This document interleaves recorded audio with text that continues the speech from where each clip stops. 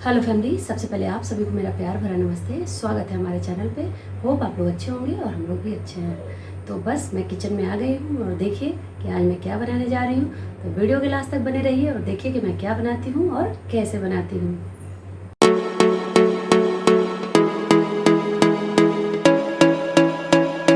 तो मैं बनाने जा रही हूँ मिठाई।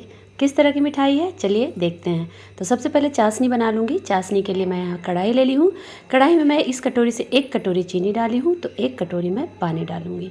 बेसिकली जो गुलाब जामुन की चाशनी होती है बस वही चाशनी आपको बना लेनी है। तो ये देखिए लगभग इसे चलाते रहूँगी और 5 से 6 मिनट इसे पकने में टाइम लग जाता है चाशनी को, क्योंकि एक बॉयल आना है। अगर आपकी चाशनी में थोड़ी भी गंदगी आती है तो आप 2 चम्मच दूध डाल दीजिए, सारी गंदगी ऊपर आ जाएगी और गंदगी को फिर हटा लीजिए। लेकिन मेरी चीनी यहाँ पे साफ़ है, इसमें दूध डालने की ज़रूरत नहीं लग रही है। तो ये देखिए लगभग चाशनी मेरी तैयार होने वाली है, क्योंकि मैं ड्रॉप गिरा रही थी तो थोड़ा सा गाढ़ा जैसा गिर रहा था।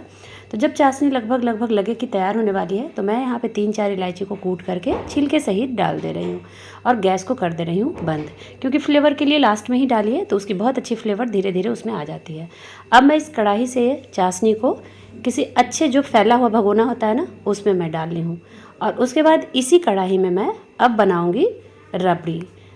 तो ये देखिए चाशनी को मैं अलग कर दी और रबड़ी के लिए मैं यहाँ पे लगभग 1.5 लीटर दूध मैं चढ़ा दी हूँ और ये आधे घंटे से लगभग पक रही थी स्लो टू मीडियम गैस पे। अब जब ये पक करके लगभग आधा से भी कम हो गया है तो इसमें मैं डाल दी हूँ लगभग 4 चम्मच चीनी और रबड़ी को बना करके मैं रख ली हूँ। रबड़ी थोड़ी सी गाढ़ी ही बनाइएगा। अब चलिए आगे प्रोसेस की ओर चलते हैं। तो यहाँ पे मैं 250 ग्राम ली हूँ खोया और एक थाली में आपको मैं बता दे रही हूँ कि जैसे ही खोया रखिएगा 250 ग्राम तो बस उसी के मेज़रमेंट के अकॉर्डिंग, जैसे 1/3 अगर हाफ में अगर एकदम खोया है थाली में तो हाफ में ही मैं ली हूँ पनीर और उसके जस्ट साइड में ली हूँ मैदा। आपको रखना है खोए के आधे में पनीर और आधे में मैदा। तो ये क्वांटिटी सबसे बेस्ट क्वांटिटी होती है मेज़रमेंट के लिए।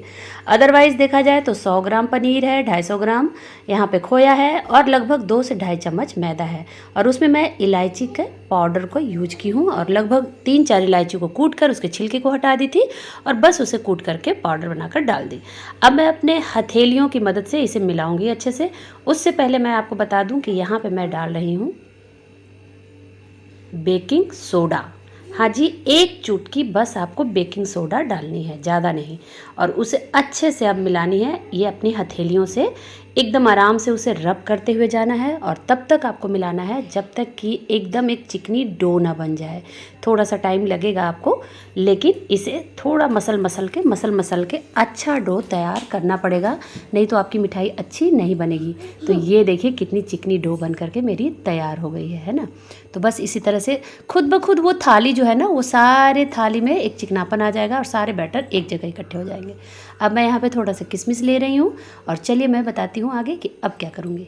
ये देखिए एक तरफ मैं इसे रख ले रही हूँ और सबसे पहले एक समान मैं इसका छोटे छोटे लोइयाँ काट करके रख लूँगी, ताकि मुझे बनाने में कोई दिक्कत भी ना हो और एक साथ बना लेने से एक जैसे लगेंगे भी देखने में। और सबसे बड़ी बात इक्वल लोई रहती है ना तो मिठाई की साइज़ भी एकदम इक्वल लगती है।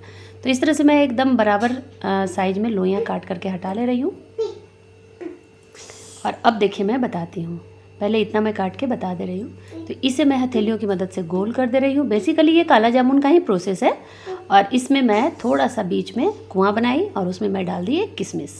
किशमिश के डालने के बाद इस तरह से उसके मुंह को बंद कर दीजिए और उसको एक चिकना सा गोल बना करके पहले और फिर हथेलियों की मदद से इसे थोड़ा सा बेलन आकार में आपको बनाना है, लंबा जैसा बना लेना है।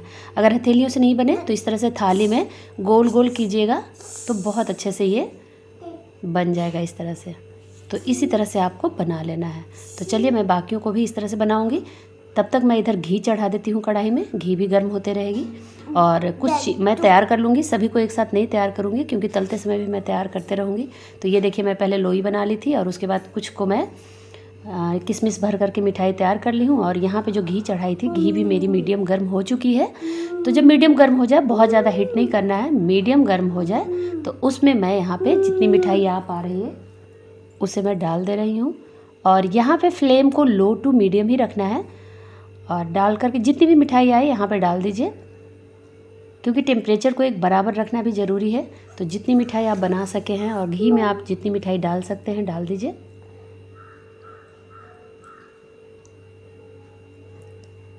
तो इस तरह से मैं मिठाई डाल दे रही हूँ जितनी मेरी बनी है। और अभी कलछी नहीं लगानी है, इस बात का ध्यान रखिएगा।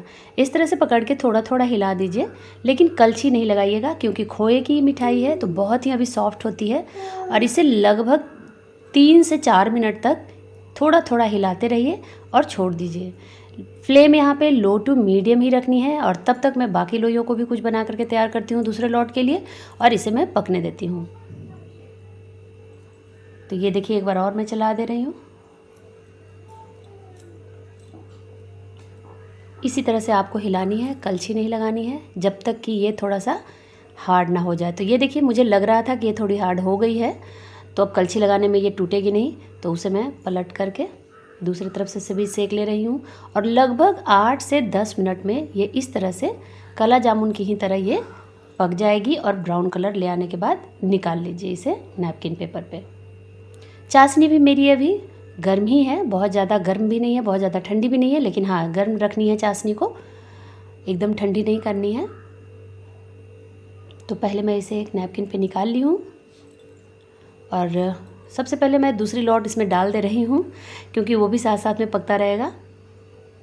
और जब तक ये इधर पक रहा है तब तक मैं इधर चाशनी आपको दिखा दे रही हूँ। ये देखिए मेरी चाशनी अभी भी गर्म है, और अगर ठंडी हो जाए तो हल्का गर्म कर लीजिएगा। और फिर मैं मिठाइयों को, जो मैं मिठाई अभी तल के निकाली थी, उसे मैं डाल दे रही हूँ।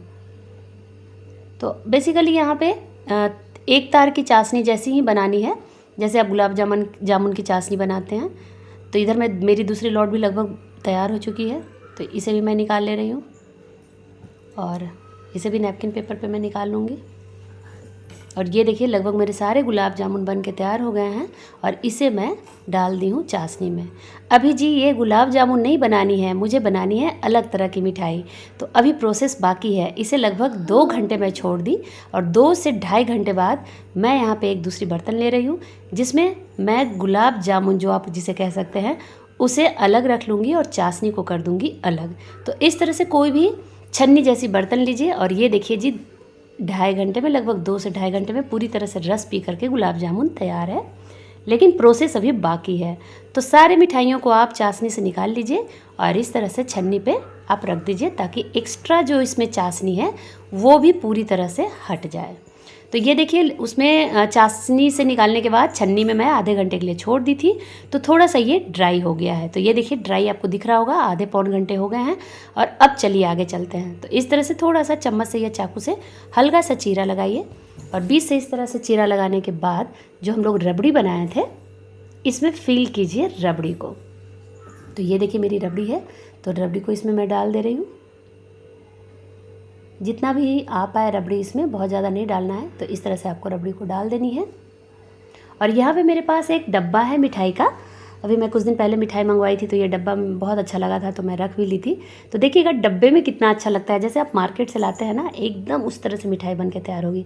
तो ये देखिए दूसरा वाला भी पीस है, इसे भी मैं थोड़ा सा चीरा इस तरह लगाई और इसी में मैं डाल दूँगी रबड़ी को।